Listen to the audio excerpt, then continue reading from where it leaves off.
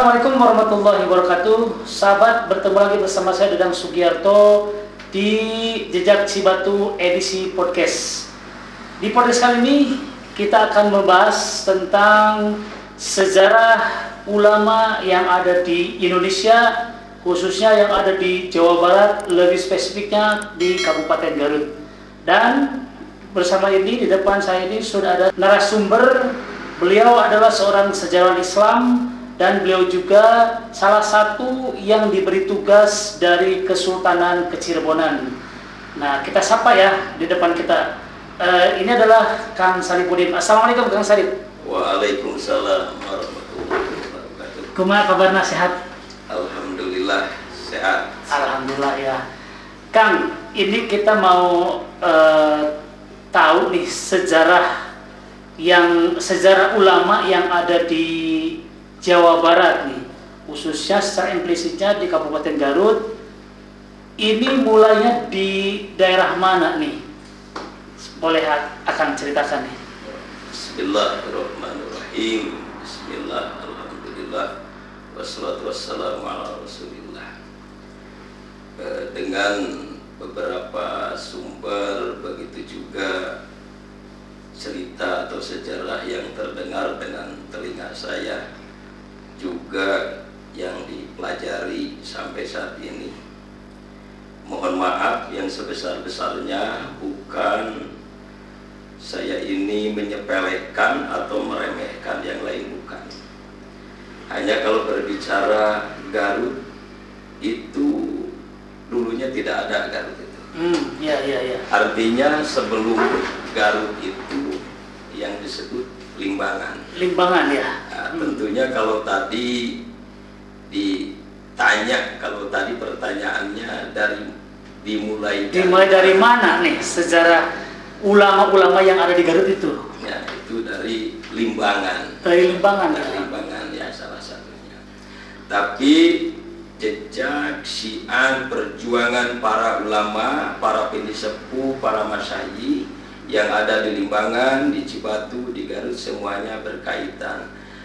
Kalau di Limbangan itu bersumber di Kangjeng Sunan Rumenggong Porongol, yang selanjutnya menurunkan yang Prabu Liman Senjaya atau Kangjeng Sunan Cipancar atau disebut lagi Sunan Pancar.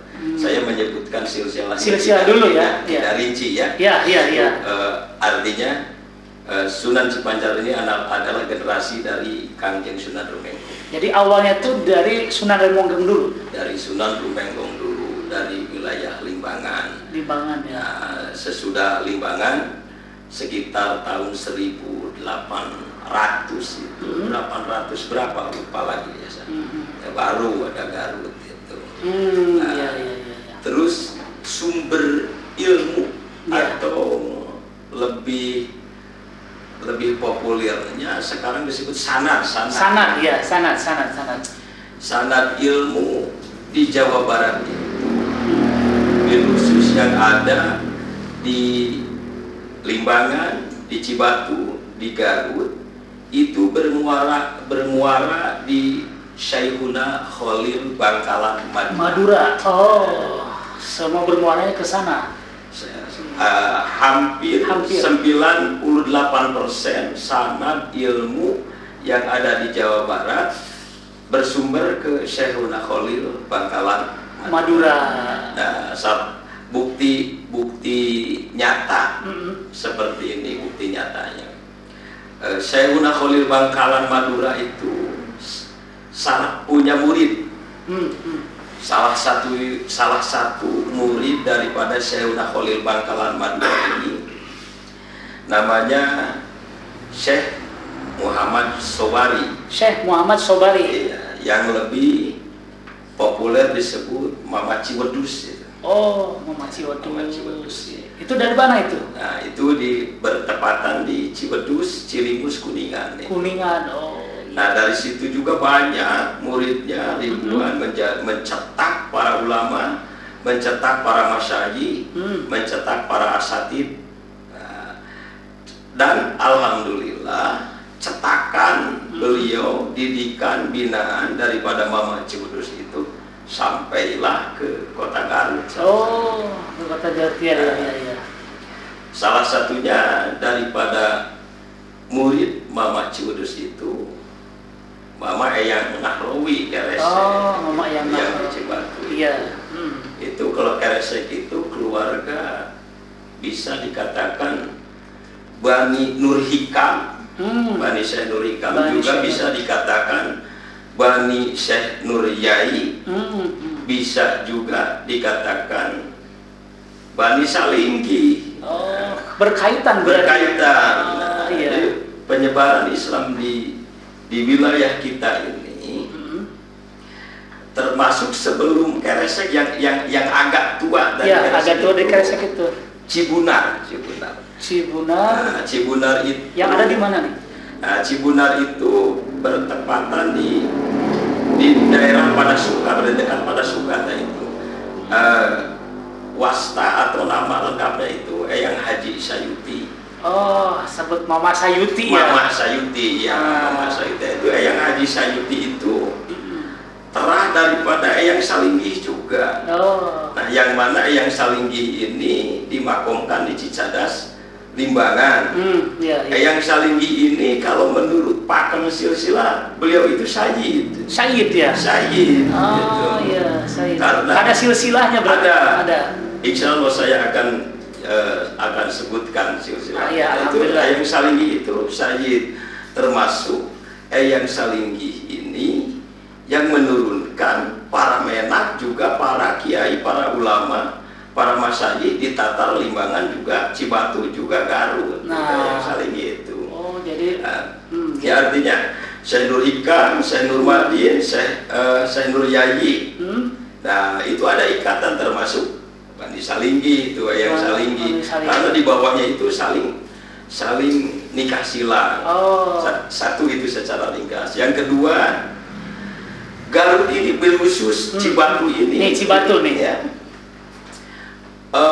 Bersanad ilmu, bersilsilah juga, punya silsilah yang berkesinambungan ke Cirebon, bermuara di Cirebon. Bermuaranya ke Cirebon. Cirebon itu.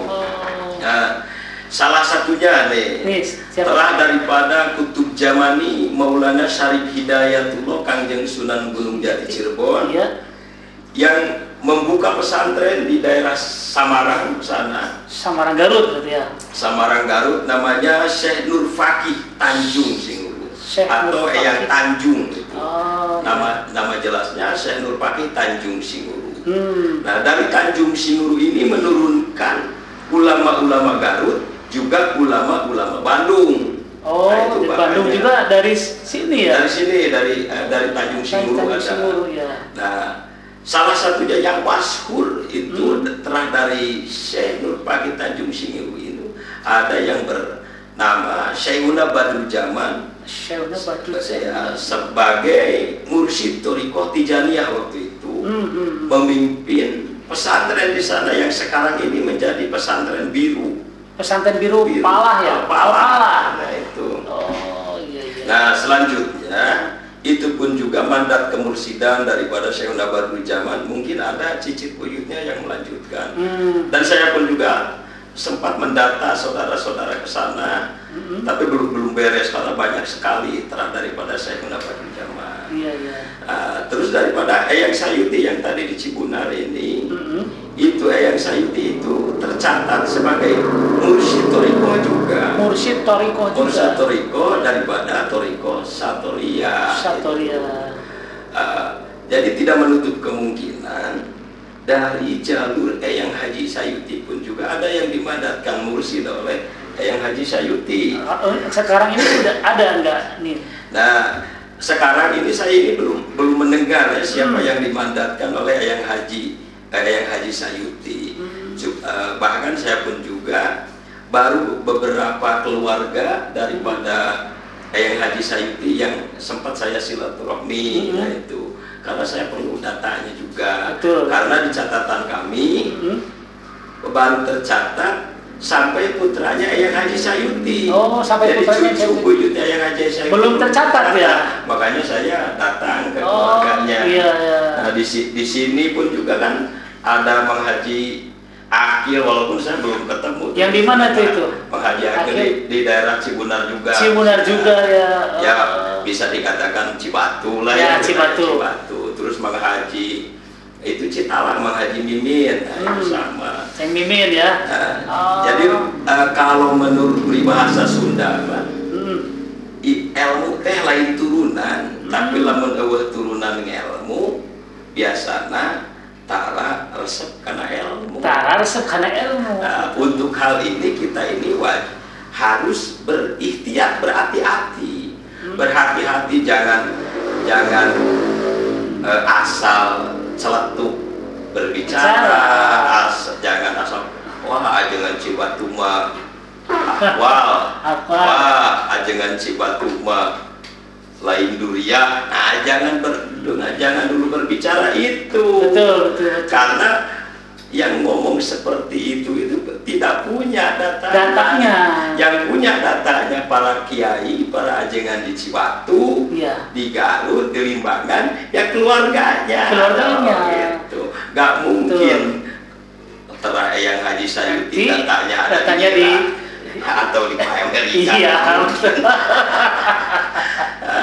Ini Kang, secara implisit nih, tadi kan kita menyebutkan dengan dari Cibatu, atau awalnya kan memang dari Limbangan. Saya ingin secara implisit di Cibatu. Kalau yang akan tahu nih tentang sejarah Cibatu nih, kenapa dinamai Cibatu, kemudian tadi ada Syekh Nur Hikam ya? Syekh Nur Hikam. Nah, itu gimana nih untuk nama sejarah Cibatu sendiri, bisa dijelaskan? Saya awali dengan wallahu a'lam. Iya. Kalau sepengetahuan saya dan yang terdengar saya itu bahasa filosofi sebenarnya Cibatu. Maksudnya atau arti daripada Cibatu itu adalah cai batu. Cai batu. Nah, apakah di sana itu terdapat cai? Jadi dua kalimat yang disatukan menjadi satu kalimat. Cibatu asal mulanya itu cai batu. Cai batu. Cai dan air dan batu. Air dan batu. Cai atau air itu adalah sumber kehidupan. Batu itu adalah satu benda yang termasuknya keras, kuat lah, bukan keras di situ. Kuat, ditimpa angin, ditimpa badai, diterjang apapun juga batu itu tahan banting. Nah, maksudnya itu sebetulnya filosofi atau makna Cibatu itu mengerucut ke tauhid. Karena cai ini sumber kehidupan yang mencetak generasi menjadi kuat, tahan banting, itu hanya dengan tauhid. Makanya disimpan simbol-simbol itu di tempat-tempat karamat ibaratnya. Karena kalau berbicara ilmu seperti ini gimana? Ilmu itu ada alfanul mudawan. Maksudnya alfanul mudawan itu ada pan yang dibukukan maksudnya. Contohnya ilmu yang dibukukan, pan ilmu yang dibukukan. Kalau di pesantren-pesantren ini ada Sabina, Sulam Taufik, Tijan, Alfiah dan lain-lain. Itu pan ilmu yang dibukukan. Pan ilmu yang dibukukan. Berarti secara kelihatan ya. Ada lagi alfanu kuirul mudawan. Ada pan ilmu yang tidak dibukukan. Tersirat berarti ya. Maksudnya pan yang tidak dibukukan itu turun dari guru ke si murid, dari si murid ini turun ke si murid, sampai sekarang terpelihara. Itulah yang disebut sanad. Sanadnya itu. Itu waktu dulu belum ada. Susah lah ya kalau kita belum ada sudah buat apa ya gitu kan. Susah.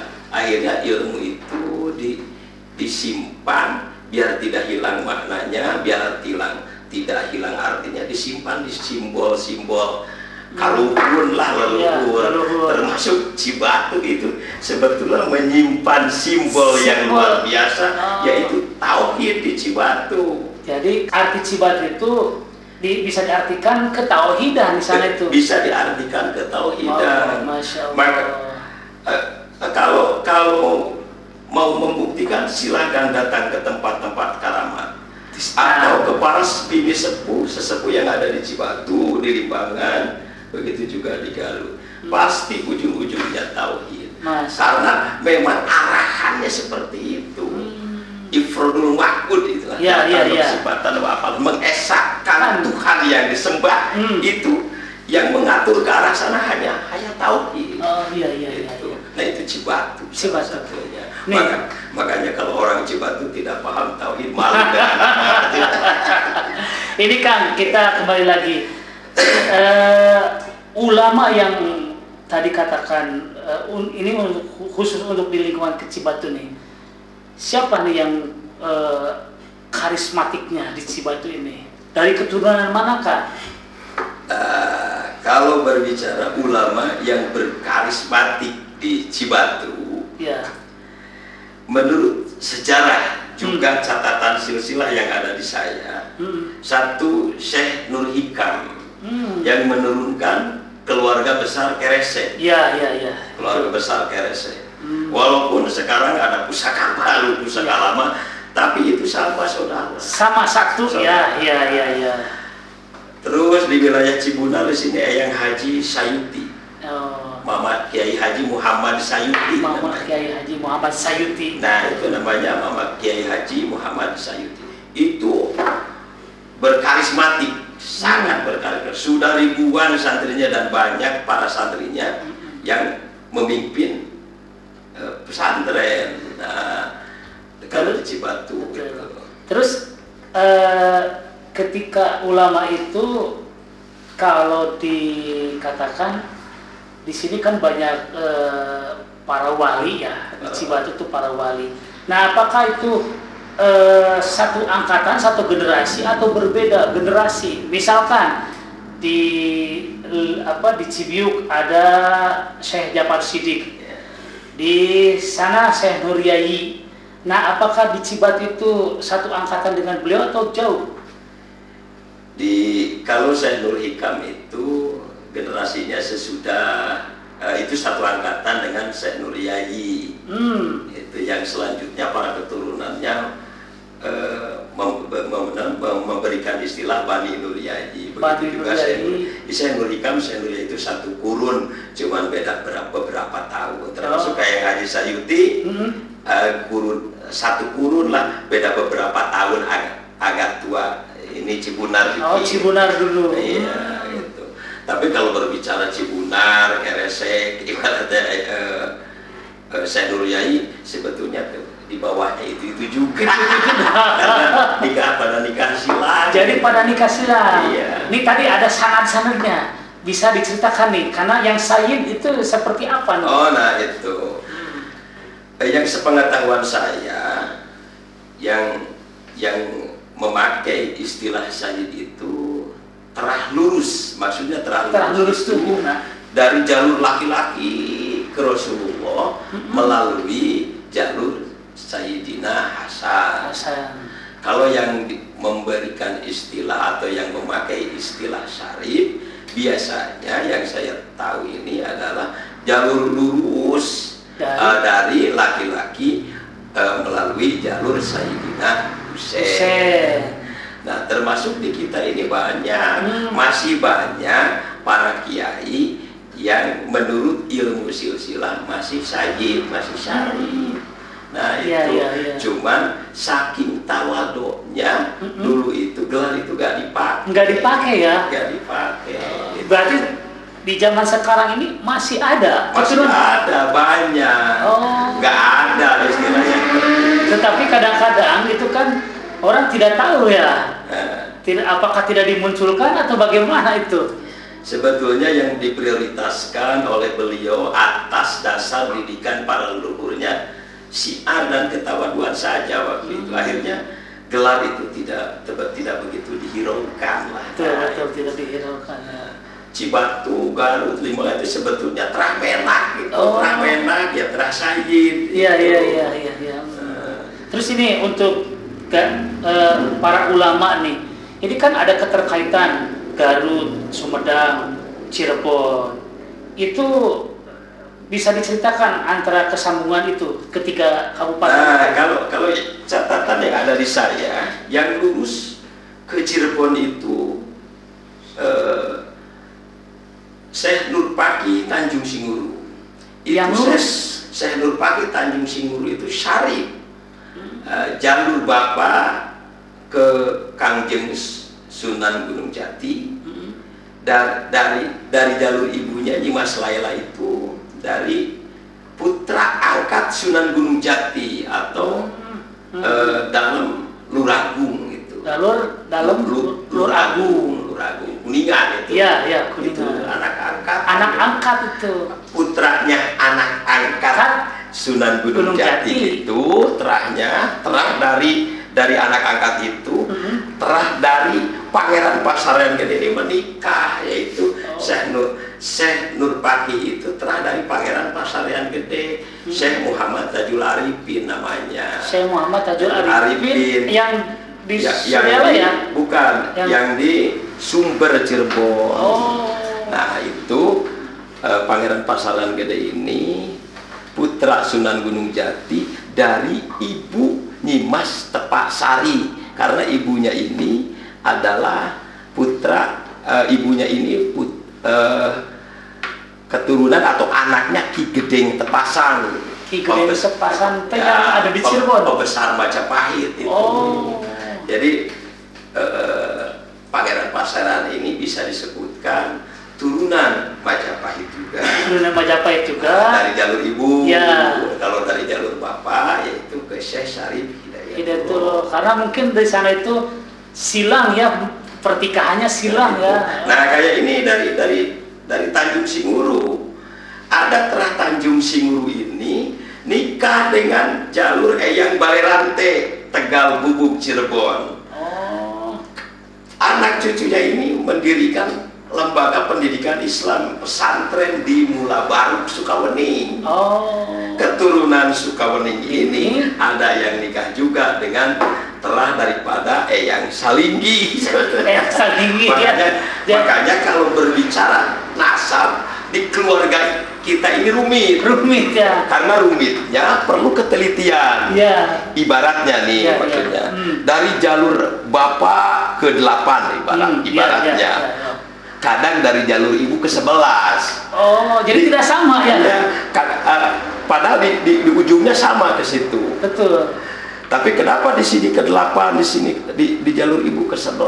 Kadang kan di kita ini sudah biasa. Ini bukti nyatanya saja ponakan saya, ponakan kandung saya dinikah oleh uak sepupu saya.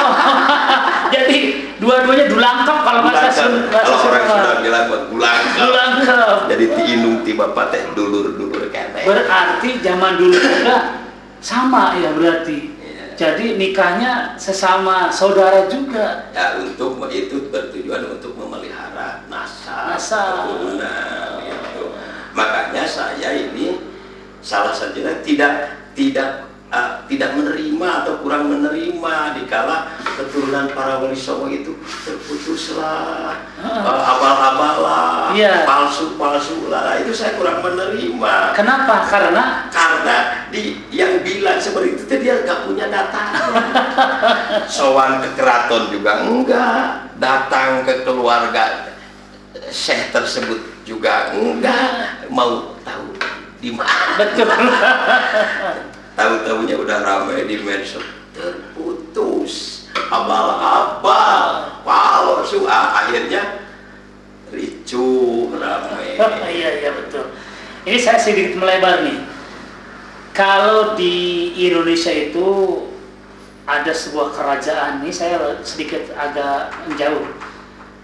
Ada kerajaan Pajajaran, Tarumanagara, itu yang mana dulu? Itu Tarumanagara dulu. Tarumanagara Salakanagara, Tarumanagara, lanjut ada Pajajaran, ada Sumedang Larang, ada Cirebon dan lain-lain. Tapi itu masih berbeda generasi, itu jauh.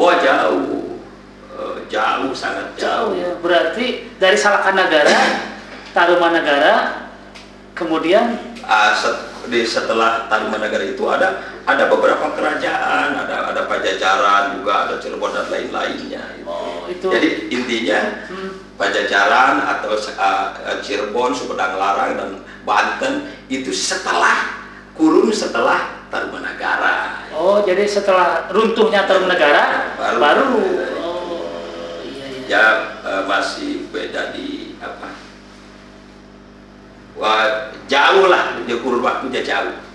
Jauh sekali ya berarti ya. Terus ini untuk ulama, tadi kan kita udah membahas ulama-ulama yang ada di Garut nih. Terus kita coba sekarang ulama yang ada di lebih luasnya ini Jawa Barat. Ini untuk Jawa Barat ini keturunannya dari mana saja? Nah, kalau berbicara di sekarang aja. 90% Jawa Barat turunannya Kutub Jamani, Maulana Syarif Hidayatullah, Sunan Gunung Jati Cirebon. Yang membuka pesantren, yang menjadi para kiai, para ajengan kalau orang Sunda bilang itu banyak keturunan dari Kangjeng Sunan Gunung Jati.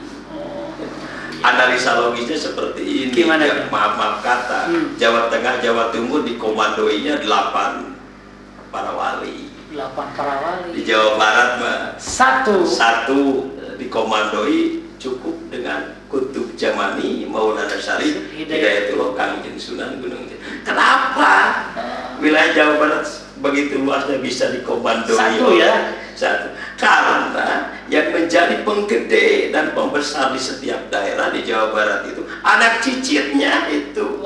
Di Banten contohnya, di Banten kan itu jalur dari istri Nyimas Kawung Anten, dari istri tua Syekh Syarif Hidayatullah yang disebut Nyimas Kawung Anten, yang bernama Nyimas Kawung Anten, menurunkan Pangeran Sabakinkin. Nah, Sabakinkin itu yaitu Sultan Hasanuddin Banten. Masih terkait berarti ya? Terkait lah, termasuk Syekh Nur Hikam juga ada keterkaitan di sana. Kalau saya Sunan Gunung Jati ini masih keturunan Prabu Siliwangi. Nah, dari jalur ibu cucu Sri Baduga Maharaja Prabu Siliwangi, dari jalur ibu. Dari jalur ibu. Ibunya itu Ibu Ratu Rara Santang atau disebut juga Nyimas Syarifah Mudaim, yang dinikah oleh Sultan Mesir Sayyid Abdillah. Yang menurunkan 2 putranya, Kutub Jamani Maulana Syarif Hidayatullah, Kangjeng Sunan Gunung Jati Cirebon. Yang kedua Syarif Nurullah di Mesir. Syarif Nurullah di Mesir. Keturunan Syarif Nurullah pun juga banyak ya. Banyak yang ada di Indonesia. Itu tidak di Mesir semua, di NTT, di NTB itu ada. Saya pun juga pernah ada yang ke rumah bersilaturahmi dari sana. Begitu. Terus ini, kalau tadi kan keturunan berarti semua bermuaranya di Sri Baduga Maharaja berarti ya, melahirkannya. Nah, kalau terang daripada Sri Baduga Maharaja itu sangat banyak sekali. Dari Ibu Ratu Subang Larang saja sudah ada 3. Satu Pangeran Walang Sungsang, Pangeran Cakrabuana, yang disebut juga yang Walang Sungsang. Di kita ini ada petilasannya. Di mana di Bungarubu gitu. Di Bungarubu itu ada petilasannya yang Walang Sungsang.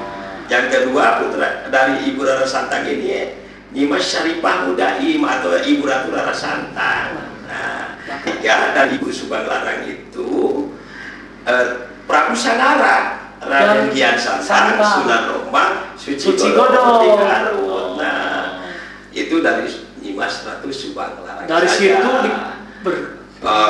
dari yang 3 ini pun juga di bawahnya pada nikah silang dan menjadi penggede, pembesar para ulama juga. Yang di kita ini banyak dari jalur istri mudanya Sri Maharaja, Sri Baduga Maharaja, yaitu dari Nyimas Inten Dewata. Nyimas Inten Dewata itu anaknya Sembah Dalem Pasehan yang sekarang disebut Tarogong, kerajaan Siropanji gitu. Tarogong. Di tempatnya di mana ya? Garut itu masih banyak. Garut. Berarti masih banyak di Garut ya? Ya. Nah, dari jalur Nyimas Inten Dewata, dari jalur Nyimas Subang Larang itu di bawahnya pada nikah lagi. Makanya tadi bilang kalau membahas nasab silsilah di keluarga kita itu rumit. Rumit ya. Rumit. Kadang nisbat nasab dari bapak ke-9. Di sininya 12. Di ibu malah ke-12. Nah, kalau orang yang tidak paham silsilah, di situ akan terjadi perpecahan. Kenapa di sini 8, di sana 12? Ini palsu. Bukan palsu, sebetulnya itu nikah sama ponakannya. Yang nikah sama tua. Ibu saya dengan bapak saya aja nikahnya sepupuan. Sepupuan. Apalagi yang di atas ya. Itu. Nenek saya aja nih, nenek saya yang di Citangger itu ayah Haji pertama ditikah oleh Kiai Haji Muhammad Darmini, orang Kuningan, Kadu Gede itu, terahnya Pangeran Ayah Hasan Maulani Kuningan. Nenek saya ini ke jalur Kiai Pulang Jiwa ke Sumedang. Nah, sudah yang kedua nenek saya itu ditikah oleh Kiai Ahmad Damiri yang di jalurnya ini ke Limbangan, ke Sumedang. Jadi Ahmad Damiri, Muhammad Darmini, istri nenek saya nih, sebetulnya itu di atas. Masih satu aja ya. Dan nenek saya pun juga sama. Ya. Berarti ya ini para ulama yang ada di Garut, Jawa Barat ini memang satu turunan gitu, satu keturunan. Ya. Ini tadi di depan juga saya sudah katakan bahwa Akang ini salah satu yang diberi tugas dari Kesultanan Kecirebonan. Mohon dijelaskan ini seperti apa nih tugas itu ya? Itu yang tertera di tulisan ya. Sebetulnya kalau berbicara orang keraton ya, saya ini bukan orang keraton, bukan. Kalau disebut orang keraton ya harus di keraton, di Cibatu. Kalau di Cibatu orang Cibatu gitu. Hanya ada keterkaitan. Saya Salihuddin ya mendapatkan tugas amanah dari yang mulia Kangjeng Gusti Pangeran Abdul Ghani Natadiningrat selaku sultan daripada Kesultanan Kecirebonan, memberikan surat ke saya itu yang isinya di surat itu satu, saya ini sebagai duta Kesultanan Kecirebonan wilayah Parahyangan. Yang kedua disuruh diberikan tugas bukan memimpin, mengasuh Majelis Sunan Gunung Jati Kesultanan Kecirebonan. Karena di tugas itu saya diberikan tugas untuk melanjutkan syiar Islam, syiar agama Islam yang bersanad ilmunya itu ke Syekh Syarif Hidayatullah dan melestarikan kearifan lokal, juga adat budaya, karena antara kearifan lokal, adat dan budaya itu sangat berkaitan erat. Dulunya ini tidak dipisahkan, sekarang dipisah-pisahkan. Sekarang dipisah-pisahkan ya. Dulu itu budaya ini dipakai siasa untuk syiar. Contoh dekat, analisa logis contoh dekat. Tahun 620 Islam sudah masuk.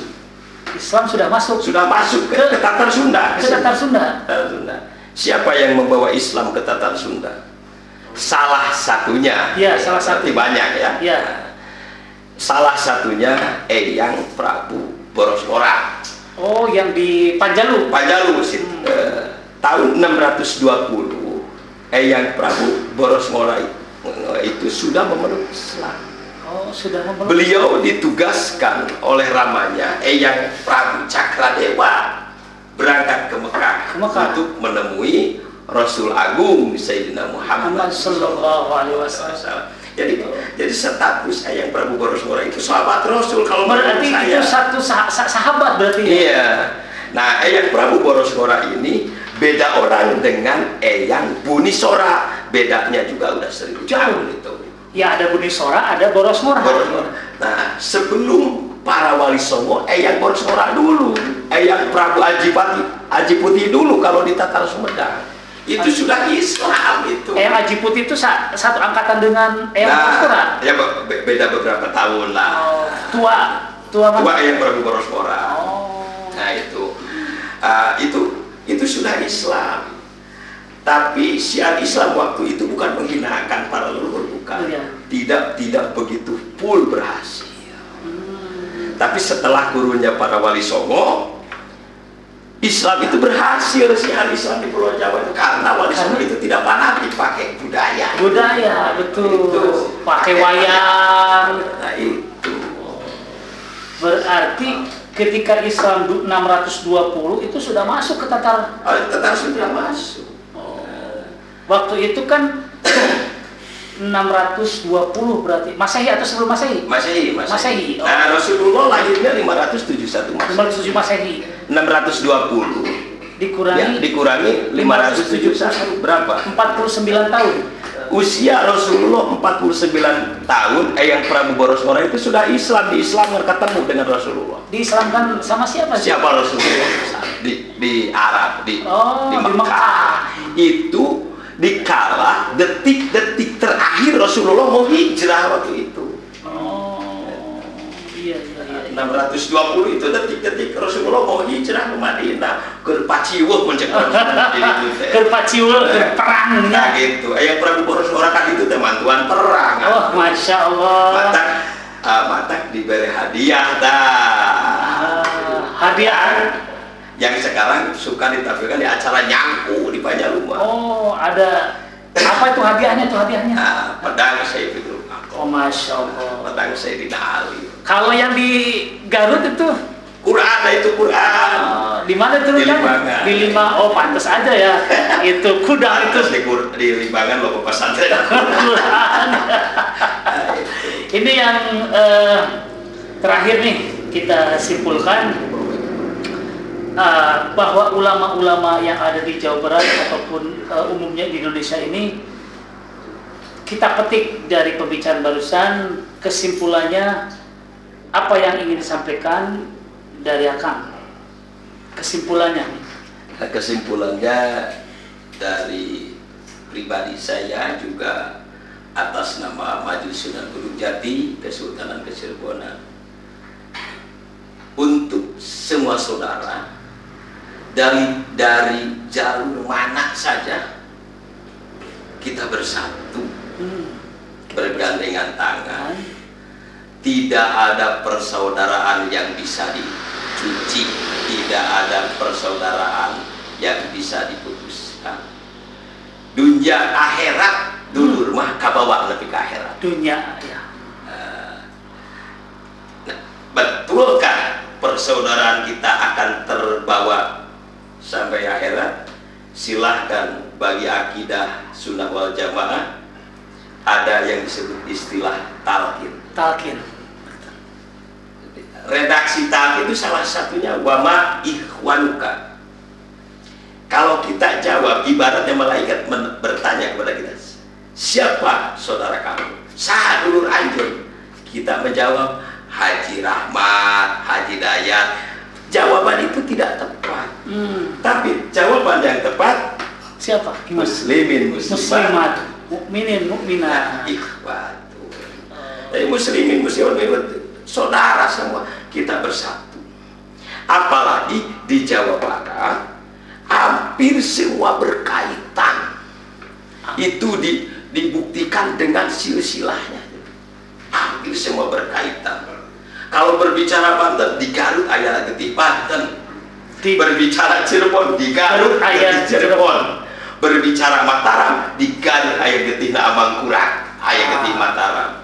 Bahkan ada darah dari pamannya Amangkurat, dari keluarga Wongso. Di Garut ada. Di Garut ada, Masya Allah. Termasuk di Cibatu. Di Cibatu ayah. Aduh, di Cibatu ya ayah. Mantap. Makanya di Garut itu banyak makam karamat dari Mataram. Padahal itu disembunyikan, sebetulnya Mataramnya aja yang dimunculkan. Oh, gitu. Wah, ini kalau digali lebih jauh lagi, ini mungkin lebih rame lagi nih. Tetapi mungkin kita akan coba, karena kita membahasnya tentang ulama-ulama yang ada di Jawa Barat, khususnya di Garut. Nah, mungkin ada yang mau disampaikan lagi?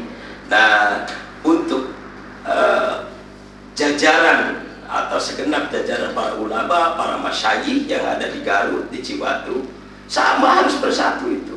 Jangan Pak Iya. Nah, jangan Pak Iya lah mencek orang Sunda. Jadi lebih cek orang Sunda Pak Iya.